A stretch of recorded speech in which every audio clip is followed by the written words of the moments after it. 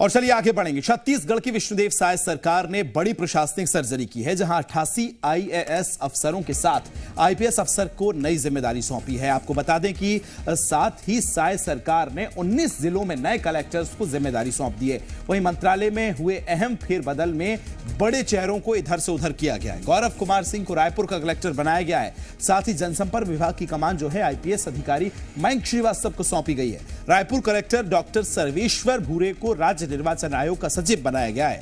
वहीं आपको बता दें दुर्ग कलेक्टर पुष्पेंद्र कुमार मीणा को लोक सेवा आयोग में सचिव पदस्थ किया गया है। तो यह बड़ी प्रशासनिक सर्जरी जो है देखने को मिली है।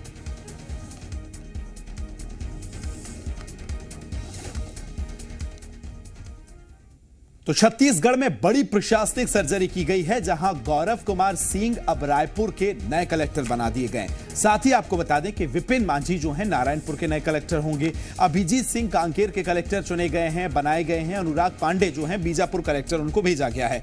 अगर भूस्कर की बात की जाए तो बिलास संदीपान सरगुजा के कलेक्टर हो रहे हैं। रणवीर शर्मा जो हैं बेमित्रा के नए कलेक्टर पहुंच रहे हैं। संजय अग्रवाल राजनांदगांव के दौरे पर पहुंचेंगे, क्योंकि अब उनको वहां का जिम्मेदारी जो है सौंप दी गई है। साथ ही नम्रता, अगर उनकी बात की जाए तो वो गांधी जो हैं उनको धमतरी जिले का कलेक्टर बनाया गया है। अजीत बंसत को कोरबा कलेक्टर बनाया गया है। इंद्रजीत सिंह चंद्रवाल बालोद के नए कलेक्टर हैं।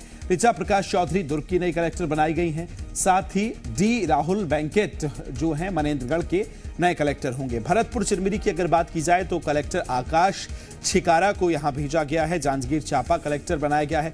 रोहित व्यास की हम बात करें तो उनको सूरजपुर की जिम्मेदारी सौंपी गई है। मयंक चतुर्वेदी दंतेवाड़ा के नए कलेक्टर बनाए गए। कुणाल द्वतवत कोंडागांव कलेक्टर उनको अब नियुक्त कर दिया गया है। चंद्रकांत वर्मा का अगर बात उनको की जाए तो वो जिला खैरागढ़ पहुंच रहे हैं। छुई खदान गंदई का कलेक्टर उनको बनाया गया है। अविनाश मिश्रा की बात की जाए तो उनको रायपुर नगर निगम आयुक्त वो है बनाए गए। खबर को विस्तार देंगे सहयोगी राजेश मेरे साथ रायपुर से जुड़ गए। राजेश, किस तरह से ये जो प्रशासनिक पूरी सर्जरी की गई है, क्या इसके पीछे माना जाए? और लगातार हम देख रहे हैं कि कई एक के बाद एक सरकार जो है फैसले लेती जा रही है, इस क्रम में सर्जरी को किस तरह से देखना चाहिए?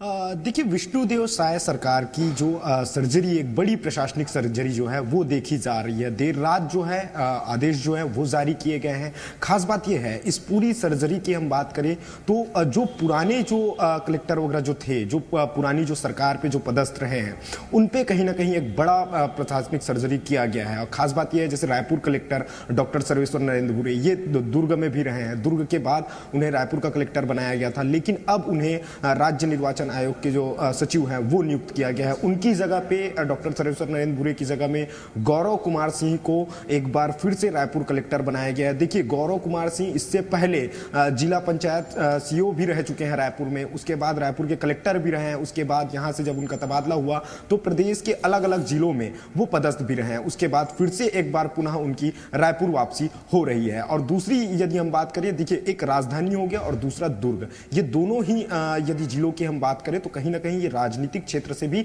काफी महत्वपूर्ण माना जाता है। तो ऐसे में दुर्ग के जो कलेक्टर हैं पुष्पेंद्र सिंह, उनको भी जो है उनका भी तबादला किया गया है। उनकी जगह पे दूसरे कलेक्टर को जिम्मेदारी सौंपी गई है। पुष्पेंद्र को जो है चूंकि उन्हें अलग से उनको जिम्मेदारी सौंपी गई है और उन्हें सचिव बनाया गया है लोक सेवा आयोग में। तो इस तरह से जो प्रशासनिक फेरबदल है वो देखने को मिला। लेकिन खास बात यह है, इस पूरे फेरबदल में आईपीएस मयंक श्रीवास्तव को जनसंपर्क का आयुक्त नियुक्त किया गया है। देखिए, पिछली सरकार में भी एक आईपीएस को नियुक्त किया गया था और अभी भी इस सरकार में भी एक आईपीएस को जिम्मेदारी कहीं ना कहीं जनसंपर्क की सौंपी गई है। इसके अलावा यदि हम बात करें निगम में भी कई जिलों के जो निगम है वहां पे भी अलग अलग जो नियुक्तियां हैं वो की गई है। कई आईएएस को जो है जिम्मेदारी सौंपी गई। इस पूरे प्रशासनिक बड़ी सर्जरी की हम बात करें तो लगभग 89 अफसरों का जो तबादला है वो किया गया, जिसमें 88 आईएएस हैं और लगभग 18 से 19 जिलों के जो कलेक्टर हैं